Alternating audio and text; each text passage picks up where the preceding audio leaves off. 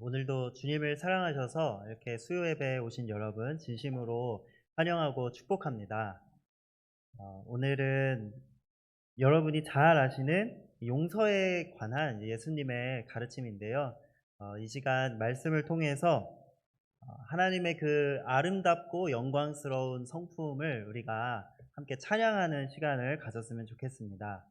그리고 또 주님의 용서받은 그 은혜가 우리가 마음속에 충만하게 느끼고 우리 이웃을 향해서 용서와 사랑으로 그렇게 전달되는 그런 은혜가 있었으면 좋겠습니다. 오늘 본문 이야기는 베드로의 질문으로 시작되는데요. 이 베드로가 예수님한테 여쭤봅니다. 예수님, 나의 형제가 나를 향해서 범죄하면 몇 번까지 용서해 줘야 할까요? 7번까지 용서할까요? 이렇게 질문을 한 겁니다. 여기서 나의 형제라고 하는 것을 보니까 친밀한 사람인 것 같습니다. 가족이 될 수도 있고 아니면 친한 친구일 수도 있을 것 같습니다. 그리고 또 내게 대하여 범죄한다면 이렇게 이야기를 하는데 어, 약간 더 뉘앙스를 살려서 표현을 하자면 나를 대항해서 범죄한다면 또는 나를 향해서 범죄한다면 조금 더 공격성이 있습니다. 좀 더 센 뉘앙스가 담겨져 있는데요. 베드로가 말하는 그 범죄가 무엇일까요?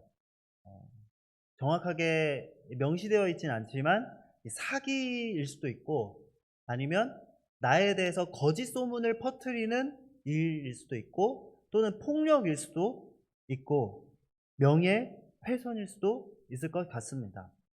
나를 대항해서 나를 향해서 범죄한다면 몇 번까지 용서해 줄까요, 예수님? 7번까지 용서해 줄까요? 이렇게 예수님께 질문을 하는 모습입니다. 만약 누군가가 나를 대항해서 이런 범죄를 반복적으로 저지른다면 여러분은 기분이 어떠시겠습니까? 굉장히 배신감과 또 슬픈 마음이 들지 않을까요? 베드로는 고민이 된 겁니다. 용서하는 것이 주님이 기뻐하신다라는 것은 알겠는데 언제까지 용서해야 되는지 한도를 정해달라는 것입니다. 베드로가 생각하기에 7번 용서해 주면 정말 최선을 다했다. 나는 할 만큼 했다. 라고 생각을 했던 것 같아요. 예수님이 베드로에게 말씀하셨습니다. 나는 너에게 7번까지 용서하라고 말하지 않는다. 나는 너에게 70번씩 7번이라도 용서하라고 말한다. 이렇게 말씀을 하시는 겁니다. 이 말의 뜻은 딱 490번까지만 용서하면 된다. 이런 게 아니라 제한 없이 끊임없이 형제를 용서해 주어야 한다. 이런 말입니다. 한도를 두지 말고 계속해서 형제를 용서해 줘야 된다. 이런 뜻이죠. 정말 이 인간의 그 능력으로는 이 높은 도덕적 기준을 충족시킬 수가 없겠죠. 네, 사실 한 번 용서하는 것도 쉽지가 않은데 무한히 계속해서 이웃을 향해 용서해 줘야 된다. 이렇게 가르쳐 주시는 거예요. 우리는 어떻게 이런 삶을 살 수 있을까요? 예수님은 우리가 이와 같은 삶을 어떻게 살 수 있는지 설명해 주시기 위해서 다음 한 가지 이야기를 들려주시기 시작합니다. 다음 PPT를 한번 보여주시면 천국은 이런 이야기를 시작하시는데요. 천국은 그의 종들과 함께 회계장부를 결산하려고 하는 왕과 같다. 이렇게 말씀을 하시는데요. 한 왕이 있었대요. 이 왕이 자신의 종들을 다 부른 겁니다. 그리고 결산을 시작하는 것이죠. 그러니까 너네들 영수증 다 가져와봐. 그리고 그동안 나한테 돈 빌려갔던 애들 회계장부 다 가져와봐. 이렇게 해가지고 한 명 한 명 검사하기 시작하는 겁니다. 그래서 이 종은 얼마를 나한테 돈을 빌렸고 이 종은 얼마나 나의 돈으로 어떻게 투자를 했고 이것을 하나하나 다 따져보기 시작하는 겁니다. 이제 그 왕이 결산을 시작하는데 1만 달란트 빚진 채무자를 데려왔어요. 1만 달란트는 오늘날로 치면은 약 1,400조에 달하는 엄청난 금액입니다. 천문학적인 돈이죠. 그런데 1만 달란트 빚진 종은 왕에게 되갚을 능력이 없었습니다. 1,400조 원이나 갚을 돈이 일개 시민에게 있을 리가 없죠. 그러자 왕이 그에게 명령하는데 무슨 명령을 하시냐면 그의 아내와 그의 자녀들과 그의 모든 재산을 팔아서 빚을 갚게 하라. 이런 명령을 하는 겁니다. 그 종은요, 심장이 철렁 내려앉았습니다. 너무너무 비참했을 겁니다. 아내와 자녀를 노예로 팔아서 돈을 갚으라는 이야기를 들었을 때 아마 눈앞이 깜깜해지지 않았을까요? 가족들이 다 노예로 팔려가게 생겼으니까 얼마나 그 마음이 절박했는지 이제 체면이고 자존심이고 생각할 겨를이 없었습니다. 그 자리에서 바로 엎드려 빌면서 이렇게 이야기를 합니다. 이번 한 번만 기다려주세요. 이번 한 번만 참아주세요. 제가 다 갚겠습니다. 이번 한 번만 기다려주세요. 이렇게 빌기 시작합니다. 여러분, 이 종이 어떻게 1,400조가 넘는 돈을 갚을 수가 있을까요? 갚을 능력이 없고 가능성이 없습니다. 그냥 당장 나의 가족들이 다 종으로 팔려가게 생겼으니까 이 순간만 넘기자 이런 겁니다. 당장 지금 이 상황만 한번 넘겨보자 이런 절박한 심정으로 싹싹 빌면서 왕에게 이번 한 번만 참아주세요 이렇게 얘기를 하는 것입니다.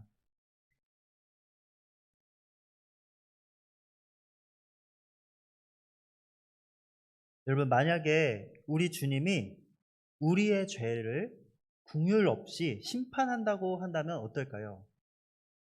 우리의 추악한 죄를 하나하나 살펴보시면서 너가 2013년에는 무슨 죄를 저질렀고 2012년에는 무슨 죄를 저질렀고 1995년에는 무슨 죄를 저질렀고 하면서 하나하나 주님께서 결산을 하신다면 어떨까요?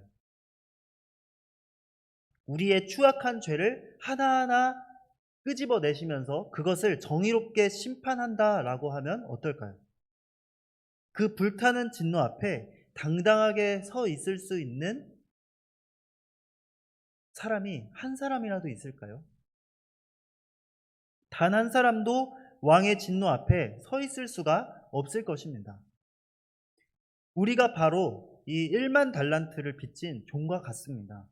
만약 주님이 우리 죄를 긍휼 없이 심판하기로 작정하신다면 우리는 이 종처럼 눈앞이 깜깜해져서 자존심이고 체면이고 생각할 겨를도 없이 하나님 앞에 엎드려서 싹싹 빌면서 이번 한 번만 참아주세요. 우리가 어떻게든 제가 갚아보겠습니다. 라고 하면서 빌 수밖에 없는 그런 상황에 처했을 것입니다. 우리가 바로 하나님 앞에서 무한하게 범죄하고 빚진 죄인 같은 형편인 것이죠. 소망이 없고 절망밖에 남지 않는 그런 상태인 것입니다. 하나님은 우리 죄를 용서해 주셔야 할 의무가 없습니다. 우리는 때때로 이런 착각을 하곤 합니다. 우리가 회개를 했으니까 당연히 하나님이 나를 용서해 주셔야 돼 라고 당연하게 생각을 합니다. 용서를 받는 것이 당연한 거야 라고 생각할 때가 참 많은 것 같습니다. 예를 들면 마치 자판기처럼 돈을 넣으면 물건이 나오는 것처럼 내가 하나님께 회개를 했으니까 용서를 받은 게 당연해 라고 생각하는지도 모르겠습니다. 하지만 주님은 그럴 의무가 없으십니다. 주님은 우리에게 아쉬운 것이 하나도 없으십니다. 우리에게 빚진 것도 하나도 없으십니다. 우리에게 용서를 베풀어 주어야 할 이유가 없습니다.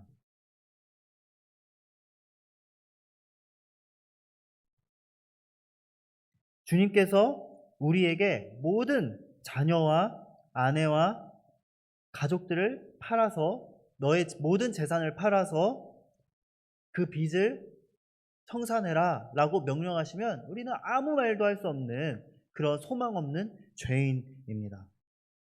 그런데 다행히도 하나님의 그 무한하고 영광스러운 그 자비하신 성품 때문에 우리는 소망을 품을 수가 있는 것이죠.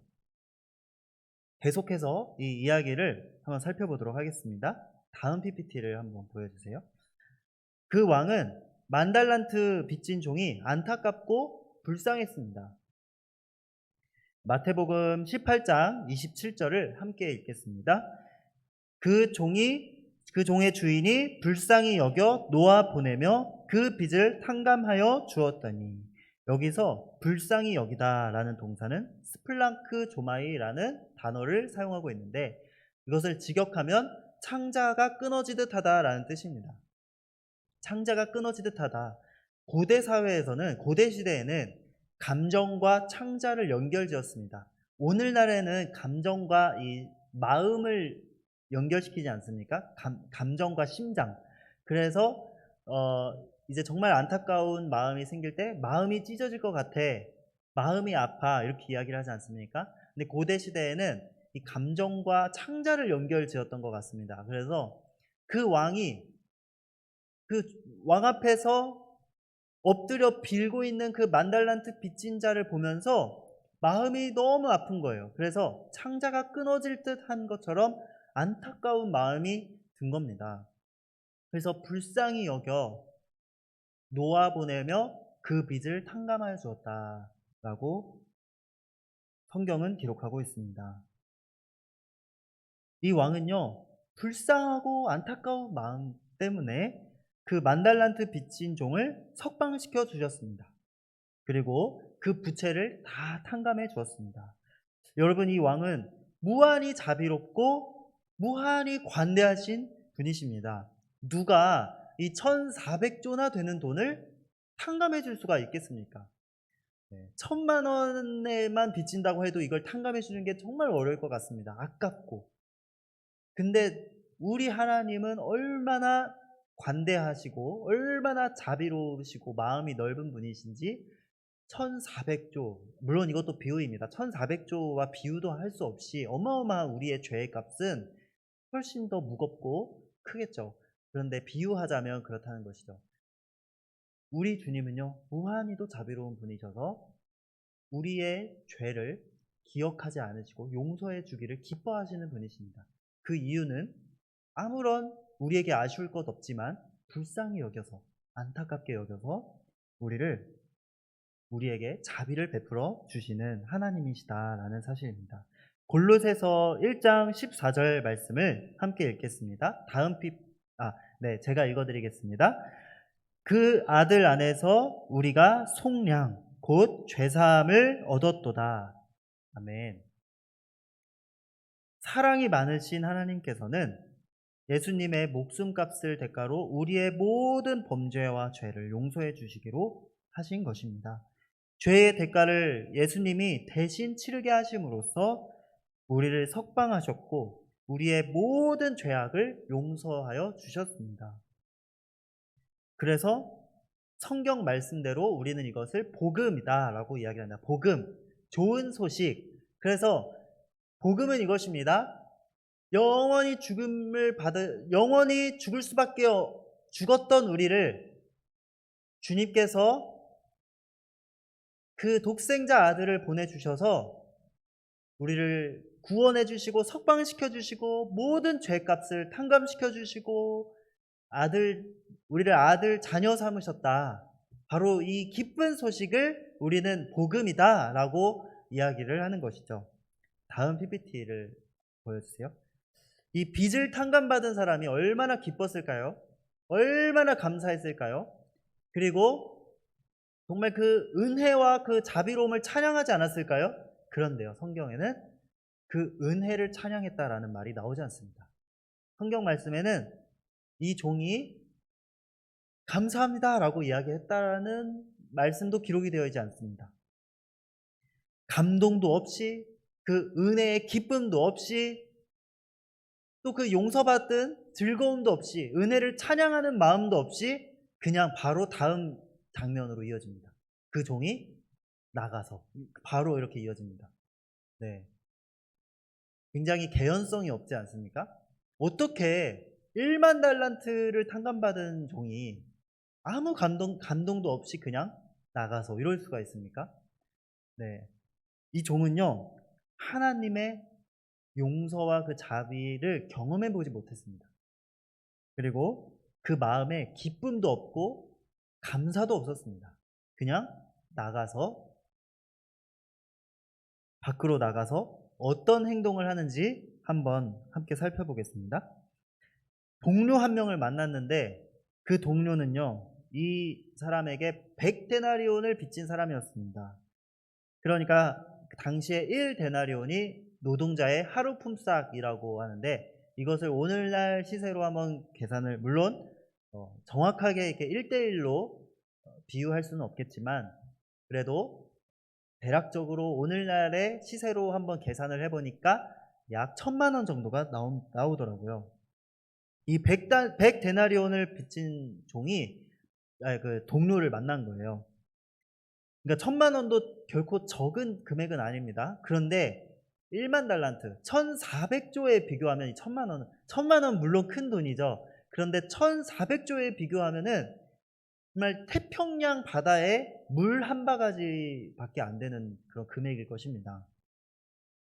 이 종은요, 하나님 왕으로부터 받은 은혜가 정말 태평양만큼 큰데, 이 물 한 바가지만큼의 잘못을 저지른 동료를 용서해주지 않아요. 그 종은 자기에게 100데나리온을 빚진 동료를 보자마자 붙잡고 목을 조르면서 위협하기 시작합니다. 목을 조르면서 이렇게 말합니다. 너가 빚진 것을 갚아라, 이러면서 위협합니다. 그러자 그 100데나리온 빚진 사람이 똑같이 아까 만달란트 빚진 자가 했던 거와 똑같이 엎드려 간청하기 시작합니다. 딱 한 번만 참아주세요. 제가 곧 갚을게요. 이러면서 한 번만 참아주세요. 제가 금방 갚겠습니다.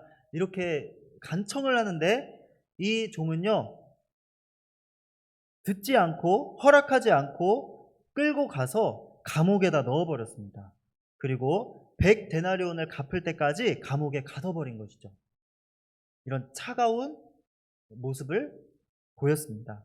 그 장면을 보고 있던 종들이 매우 안타깝고 슬프게 생각했어요. 그리고 왕에게 돌아가서 방금 일어난 일들을 상세하게 이야기하기 시작하는 거죠. 그러니까 그 왕의 반응이 어땠을까요? 32절부터 33절까지 한 목소리로 한번 읽어보겠습니다. 시작.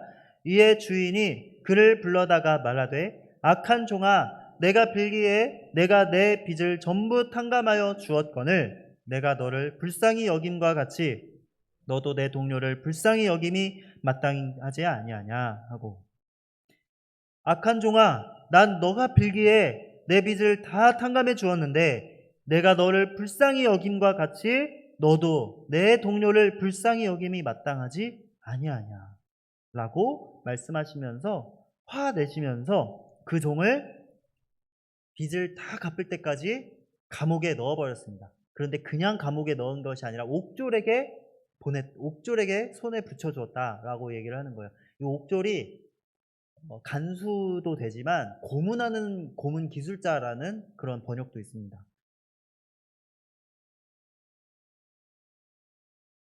단순히 이 감옥에 보내는 것이 아까워서 고문하는 그런 기술자에게 보냈대요. 더 큰 벌이죠. 아무래도 10,000달란트는 워낙 큰 금액이다 보니까 단순히 감옥에서 썩는 것만으로는 충분하지 않았던 것 같습니다. 이게 얼마나 큰 비극입니까? 그리고 이 이야기의 결론으로 예수님이 이렇게 말씀하십니다. 네, 다음 PPT 넘겨주시면 우리 한 목소리로 한번 35절 말씀 함께 읽겠습니다. 시작. 너희가 각각 마음으로부터 형제를 용서하지 아니하면 나의 하늘 아버지께서도 너희에게 이와 같이 하시리라. 아멘. 여러분, 예수님은 마음으로부터 형제를 용서하라고 명령하고 계십니다.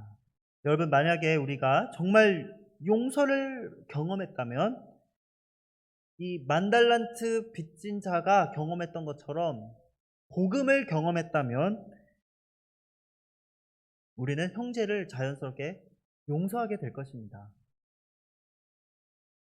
만약에 우리가 형제를 용서하지 않는다면 그것은 내가 용서해본 경험이, 용서받아본 경험이 없다라는 것이겠죠.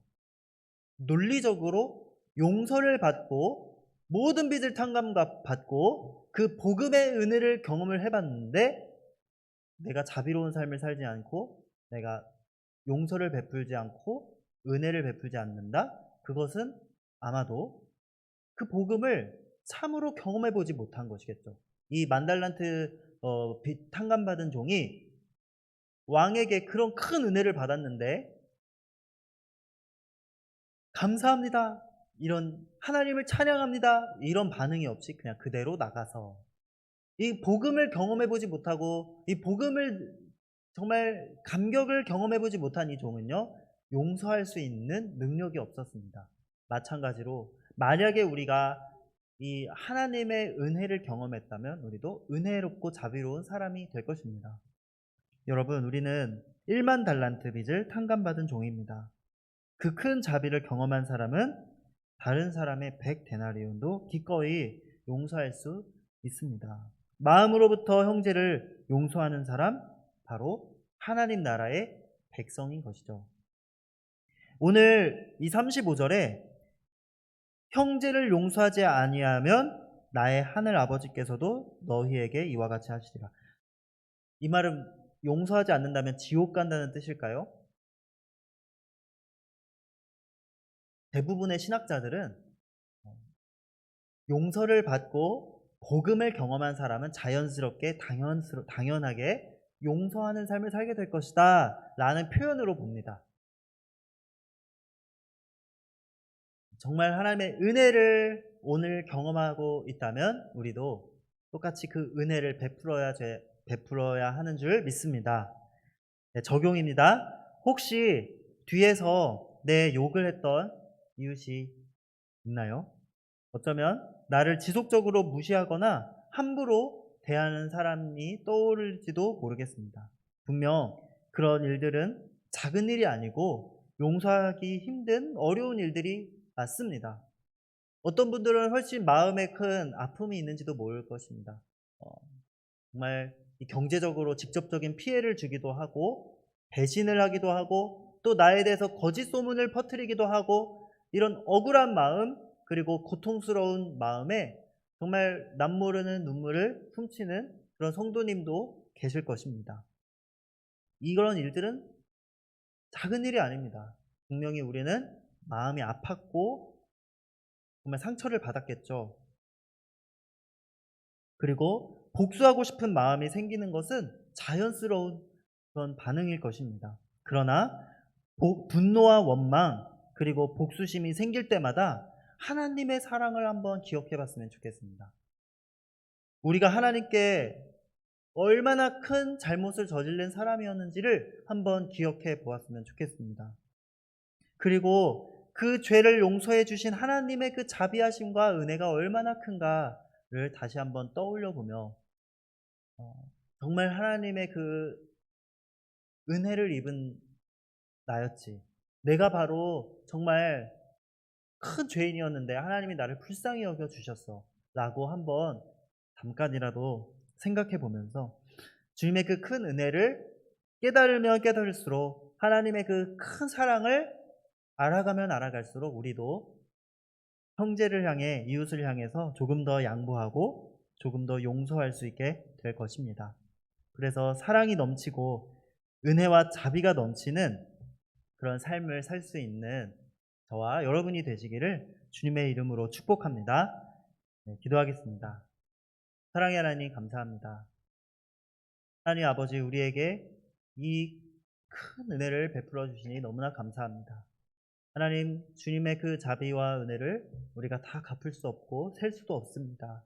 하나님, 우리의 삶 가운데 주님의 그 자비하심과 넓은 마음을 기억하면서 우리도 이 좁은 마음을 더 넓혀가며 하나님의 성품을 닮아가는 주님의 자녀 될 수 있게 하여 주시옵소서. 주님이 기뻐하시는 삶을 살게 하시고 주님은 70번씩 7번이라도 용서하라 라고 말씀을 하셨는데 이 높은 도덕적인 기준을 어떻게 할 수가 있겠습니까? 라는 마음이 들지만 또 한편으로는 우리가 받은 용서가 너무나 크기 때문에 그 용서 받은 것을 생각한다면 우리도 네, 주님, 용서하겠습니다 라고 이야기할 수 있게 되기를 간절히 원합니다. 나는 용서할 수 있는 그 능력을 우리에게 허락해 주시옵소서. 감사드리며 예수님의 이름으로 기도드렸습니다.